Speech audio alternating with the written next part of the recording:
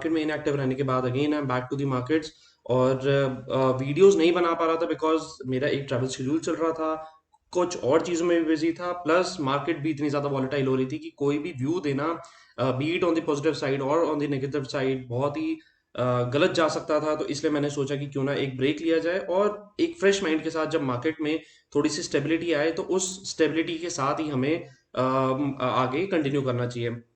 और वैसे भी मार्केट ओवरऑल कहीं पर भी नहीं जा रही है, सब कुछ यहीं पर ही है।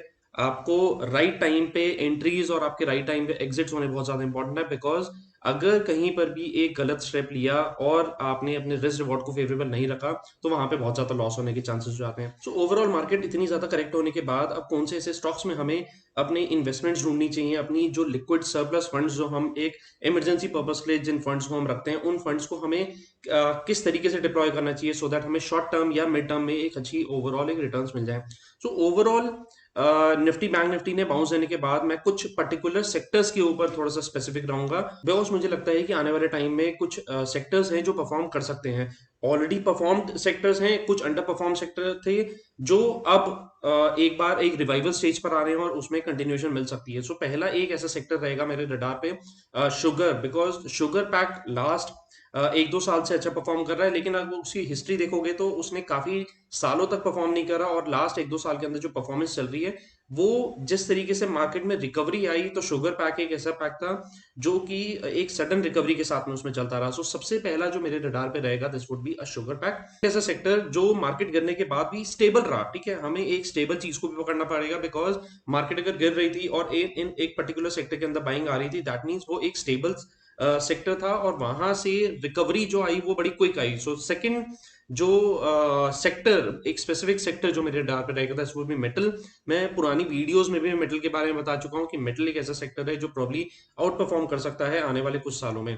थर्ड सेक्टर जो कि मेरे रडार पे रहेगा this would B pharma, because pharma ने जब 2019 में जब कोरोना की सिचुएशन आई थी वहां उससे पहले फार्मा बहुत ज्यादा अंडर परफॉर्म कर रहा था। रादर कोरोना के बाद जब पैंडेमिक सिचुएशन आने के बाद फार्मा ने बिल्कुल ओवर परफॉर्म करा, आउट परफॉर्म। इवन उस टाइम पे जिन लोगों ने फार्मा स्पेसिफिक म्यूचुअल फंड्स में फंड डाले थे वो फंड भी एक एक साल के अंदर डबल हो गए थे। सो फार्मा एक ऐसा सेक्टर है जो आउट परफॉर्म करने के बाद एक स्टेबिलिटी आई, काफी टाइम तक फॉल कर रहा था, बट अगेन लास्ट फ्राइडे में जो फार्मा के अंदर बाइंग आई है, मुझे लगता है कि फार्मा में एक रिवाइवल आ सकता है। तो अब हम चलेंगे स्टॉक्स के ऊपर कि कौन से स्टॉक्स हैं जिनके ऊपर फोकस करना चाहिए इन पर्टिकुलर 3 सेक्टर्स को लेकर के। चलते हैं स्क्रीन के ऊपर और देखते हैं कि भाई कौन से ऐसे स्टॉक्स परफॉर्म कर सकते हैं।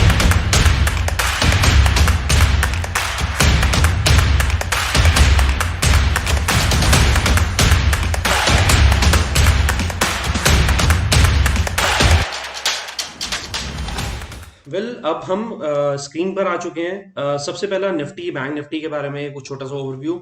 निफ्टी का फॉल आने के बाद ऑब्वियसली मार्केट फॉल कर रही थी। मैं एक लंबे टाइम फ्रेम पर अगर आपको निफ्टी दिखाता हूं, सो इसने अपनी ट्रेंड लाइन को ब्रेक करा निफ्टी ने। ट्रेंड लाइन ब्रेक करने के बाद एक उसने अपसाइड अपनी दिखाई और वो अपसाइड दिखाने के बाद अपनी ट्रेंड लाइन पे उसने रेजिस्ट करा और वहां से एक फॉल मिल गया। ठीक है, सिंपल। अब तो जो फॉल आ गया, जो पुरानी चीजें हो गई हम उसको डिस्कस नहीं करते, आगे एक्चुअली क्या हो सकता है। मैं अगर एक छोटे टाइम फ्रेम पर आकर के देखता हूं तो निफ्टी ने 16,850 एक पर्टिकुलर ऐसा लेवल आ रहा था जहां पर कि निफ्टी ने एक बार सपोर्ट लिया, दूसरी बार सपोर्ट लिया, तीसरी बार, चौथी बार और पांचवी बार वो एक बड़े गैप डाउन के साथ में ओपन हुई। अब वो गैप डाउन के साथ में ओपन होने के बाद निफ्टी के अंदर वापसी जब रिवाइवल आया, सो ऊपर की तरफ इसका जो एक्चुअली रेजिस्टेंस पॉइंट आएगा दिस वुड बी 16,850। अगर आप नोटिस करोगे तो 16,850 के पास जाने पे 2 बारी हमें रिजेक्शन मिल चुका है। रादर अगर मैं देखता हूं तो छोटा सा एक पॉइंट आ रहा है, तीसरी बारी हमें रिजेक्शन मिल चुका है।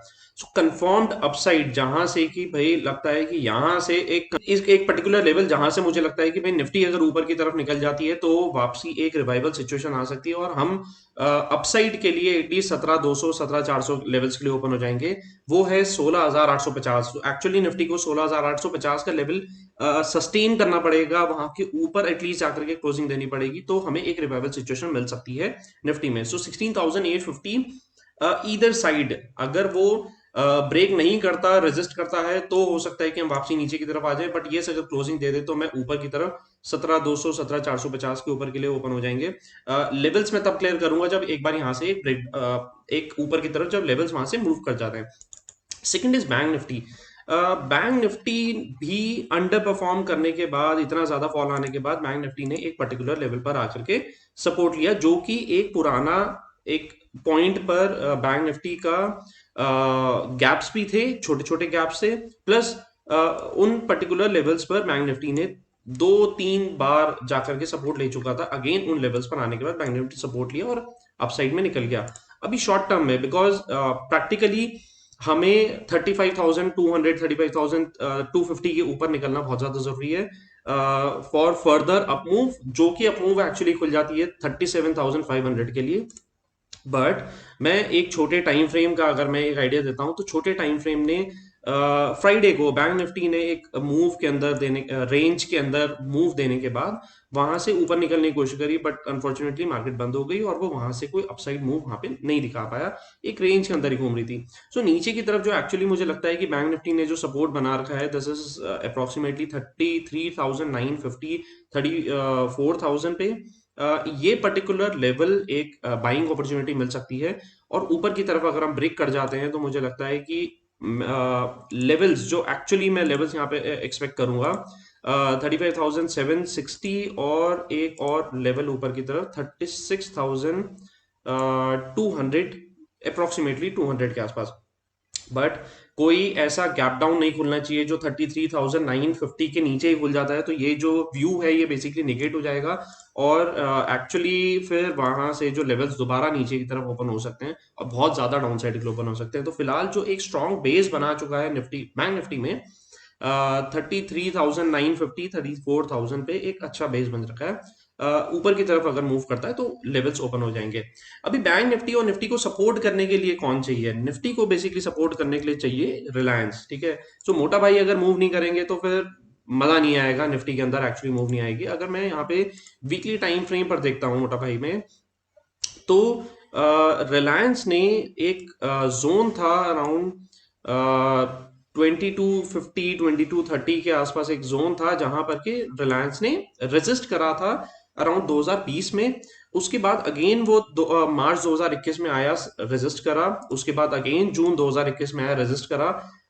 अगस्त 2021 में आने पे, रेजिस्ट करने पे वो सडनली जब वहां पे ब्रेक दिया तो वो ऊपर की तरफ मूव कर गया। सो इसको हम कह सकते हैं कि काइंड ऑफ एक ट्रिपल टॉप पैटर्न बना रहा था, रादर मल्टीपल टॉप्स पैटर्न इसने बनाने के बाद वहां से अपने उन लेवल को ब्रेकआउट दिया और ऊपर की तरफ अपमूव आई। बट जब स्टॉक मार्केट नीचे आनी शुरू हुई तो ऑब्वियसली बात है रिलायंस भी नीचे आएगा। नीचे आने के बाद अगर आप नोटिस करोगे तो रिलायंस ने अगेन उसी ही लेवल पर आने पे सपोर्ट लिया और वो सपोर्ट के बाद वहां से ब्रेक कर दिया, ठीक है। सो अभी एक्चुअल सिनेरियो रिलायंस के लिए जो एक मिड टर्म या कह सकते हैं कि जो एक एक पोजिशनल पोर्टफोलियो का जो बेस बन चुका है वो 2200 रुपए ऑन दी कंजर्वेटिव साइड, अगर किसी वजह से 2200 का लेवल ब्रेक कर देता है वीकली बेसिस पर तो यहां से गिरने के चांसेस हैं। बट जब तक ये 2200 का लेवल यहां पर सस्टेन कर रहा है और वीकली क्लोजिंग पर, और जब तक रिलायंस यहां से नहीं नीचे की तरफ जाता, तब तक रिलायंस अभी तक सेफ है और बुलिश मोमेंटम में है। कंफर्म्ड मूव अगर मैं काइंड ऑफ पोर्टफोलियो में अगर स्टॉक को डाल रहा हूँ, ये ट्रेडिंग व्यू नहीं है, बट यस अगर मैं रिलायंस को पोर्टफोलियो स्टॉक में डाल रहा हूँ और यहां से रिलायंस 2420 2425 के आसपास अगर ये एक लेवल ब्रेक कर देता है ऑन दी कंजर्वेटिव साइड, अगर रिलायंस 2450 का लेवल अगर ब्रेक कर देता है और वीकली बेसिस पर सस्टेन करता है, सो बेसिकली ये जो मेरी ट्रेंड लाइन है ये ट्रेंड लाइन ब्रेक कर जाएगी और ऊपर की तरफ एक्सपेक्टेड है कि अगेन हम 2700 के लेवल्स के लिए आ सकते हैं। सो मेरा रिस्क रिवॉर्ड बहुत ज्यादा फेवरेबल है। नीचे की तरफ 2200 जो कि एक बेस बन रहा है, 2450 के ऊपर ब्रेक करता है तो 2700। तो ऊपर की तरफ जो एक्चुअली मेरे को मूव मिल रही है वो 300 350 पॉइंट की मिल रही है और नीचे जो मेरा बेस बन रहा है वो अराउंड 200 पॉइंट पे बेस बन रहा है। So risk reward actually favourable है। और यस अगर 2700 का लेवल 2750 का लेवल रादर अगर ब्रेक कर जाता है तो फिर हम ऊपर की तरफ और अच्छे स्ट्रॉन्ग लेवल्स के ओपन हो रहे हैं अकॉर्डिंग टू दी पैटर्न, ठीक है। सो वो बाद में क्लियर करेंगे जब वो एक्चुअली लेवल्स आ जाते हैं। अब हम आ जाते हैं स्टॉक्स के ऊपर, जो मैंने जैसे आपको बताया कि मैं एक स्पेसिफिक स्टॉक कैटेगरी में जाऊंगा। सबसे पहले आ जाते हैं सिप्ला फार्मा में। सिप्ला के बारे में मैंने पुरानी भी एक वीडियो बनाई थी और वहां पर मैंने बताया था कि सिप्ला 1000 का लेवल अगर ब्रेक कर देता है तो सिप्ला के अंदर बहुत जबरदस्त मूव आएगी। बट यस 1000 ब्रेक ना करने के बाद सिप्ला वापसी नीचे की तरफ आ गया था और अगेन अपने 850 के बेस पर आ गया था। तो अगर आपने वो वीडियो देखी थी तो वहां से शायद आपको क्लैरिटी मिल गई होगी कि 850 880 was a very good base for Cipla. और फाइनली 1000 का लेवल इसने लेवल ब्रेक करने के बाद एक्चुअली ये अभी 1043 पे बंद हुआ है। सिप्ला के अंदर अगर मैं पैटर्न वाइज जाता हूँ, एक पोजिशनल पैटर्न वाइज जाता हूँ और एक पोर्टफोलियो वाइज जाता हूँ, तो अभी 980 990 जो है बेसिकली इसके लिए ब्रेक एक अच्छा जो ब्रेकआउट जहां से उसने दिया वो एक सपोर्ट जोन बन चुका है। सो प्रैक्टिकली ये लेवल्स अगर दोबारा रीटेस्ट करने के लिए आता है तो this would be a very good opportunity to enter Cipla. Upside जो मुझे लगता है, अगर सिर्फ एक पैटर्न वाइज भी अगर मैं यहाँ पे कैलकुलेशन देता हूँ तो ऊपर की तरफ 1250 1300 के लेवल्स के लिए सिप्ला बेसिकली ओपन हो रहा है। और अगर मैं लॉन्ग टर्म का व्यू इसमें निकालता हूँ तो यहाँ से एटलीस्ट 700 से 750 पॉइंट की मूव सिप्ला के अंदर मिल सकती है। तो इसको मैं काइंड ऑफ पोर्टफोलियो व्यू के लिए रखूंगा।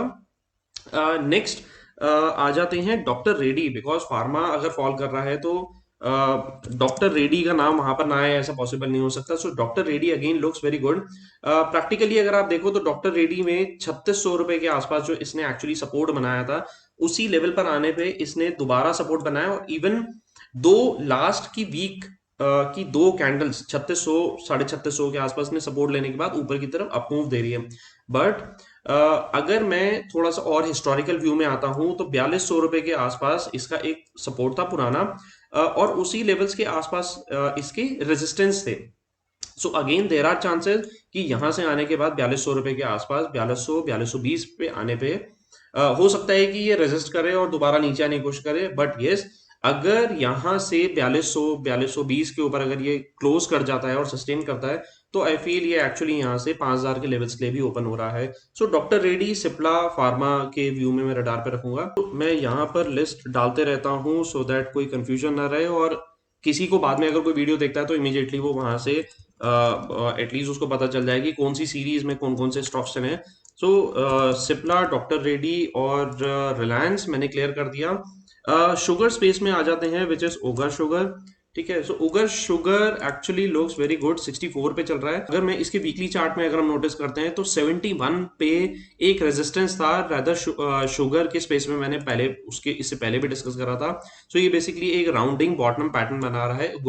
71 के ऊपर इसका जो एक्चुअली स्पेस है वो बहुत ज्यादा ओपन है और यहाँ से मेरे को लगता है कि अगर ये 71 72 लेवल्स के लिए ब्रेक कर जाता है, ऊपर की तरफ वहां से क्रॉस कर जाता है, तो मुझे लगता है कि यहाँ से ये एटलीस्ट 40 to 50% की अपसाइड के लिए ओपन हो रहा है। So Ugar sugar would be on my radar. So एक नेक्स्ट अपकमिंग सेक्टर में next stock on my radar would be Balrampur Chini. ठीक है, बलरामपुर चीनी का भी कुछ पैटर्न एक कंटिन्यूएशन पैटर्न में बन रहा है। अगर मैं वीकली टाइम फ्रेम में अगर मैं देखता हूँ तो इसने बेसिकली एक पोल एंड फ्लैग पैटर्न बनाया है, जो कि इसने पहले एक पैटर्न को ब्रेक करा, ऊपर गया, और जैसे मैंने आपको बताया है कि अगर कोई भी पैटर्न ब्रेक करता है तो दोबारा एक बार उसको रीटेस्ट करने के लिए आता है। देयर में भी चांसेस सिप्ला के अंदर भी वही अगर पैटर्न बन रहा है, वो ब्रेक करता है तो उसको रीटेस्ट करने आता है। सो बेटर ये रहता है कि आप रीटेस्टिंग पॉइंट पे खरीदो। तो रीटेस्टिंग पॉइंट इसका एक्चुअली 380 390 के आसपास था और वहां से अभी ब्रेक कर चुका है। ठीक है, ऊपर की तरफ अगर मैं पैटर्न वाइज अगर मैं नोट करता हूं, सो बेसिकली ये एक pole and flag, proper pole and flag pattern बना रहा है। की तरफ जो इसके एक्चुअली लेवल्स मुझे लगता है कि ओपन हो रहे हैं वो 650 700 रुपए के लिए भी ओपन हो सकता है। सो बलरामपुर चीनी अगेन पोजिशनल एक अपॉर्चुनिटी यहाँ पर देखी जा सकती है। चीनी हो गया, फार्मा हो गया, इसके बाद मैंने एक नेक्स्ट सेक्टर बताया था which was metals. So metal में one of my favourites would be Jindal steel and power. Jindal steel and power मेरे को अगेन अगर मैं इसका पैटर्न वाइज देखता हूँ तो सेम तरीके का पैटर्न जो कि बलरामपुर चीनी बना रहा है, वही सेम तरीके का pattern Jindal steel and power बना रहा है। अभी ये ऑलमोस्ट 480 पे चल रहा है। पोल एंड फ्लैग इसने प्रॉपर बनाया है और वो पोल जो इसका एक्चुअली स्टार्टिंग हुई थी, पोल की अराउंड 60 और लेवल्स के आसपास से पोल की स्टार्टिंग हुई थी, 480 रुपए पर आकर के स्टॉक करा है। पोजिशनली मेरे को लगता है कि मेटल अगर आउट परफॉर्म करता है तो ये स्टॉक अगर आने वाले टाइम में अगर ये 750 800 रुपए भी दिखाते तो कोई बहुत बड़ी बात नहीं होगी। तो Jindal steel and power again would be on my radar. So जैसे जैसे स्टॉक्स के लेवल्स अपडेट होते रहेंगे मैं फ्रीक्वेंट बेसिस पे इनको अपडेट करते रहूंगा। और प्लस तो इसके अलावा मैं एक पर्टिकुलर स्ट्रैटेजी के ऊपर भी वर्क कर रहा हूँ। जैसे मैंने एक ऑप्शन स्ट्रैटेजी शेयर करी थी बजट वाले टाइम पे, वैसी ही काइंड ऑफ एक स्ट्रैटेजी अगेन मैं कोशिश करूंगा कि थोड़ा सा उसमें कंफर्मेशन मिलता है तो मैं वो स्ट्रैटेजी भी आप लोगों के साथ में शेयर करूंगा। So stay tune and thank you so much for watching the video and don't forget to hit this subscribe and like button. उसी से मेरे को मोटिवेशन मिलता रहेगा और मैं नई वीडियोस और लेकर आते रहूंगा। So thank you so much for watching again and good luck.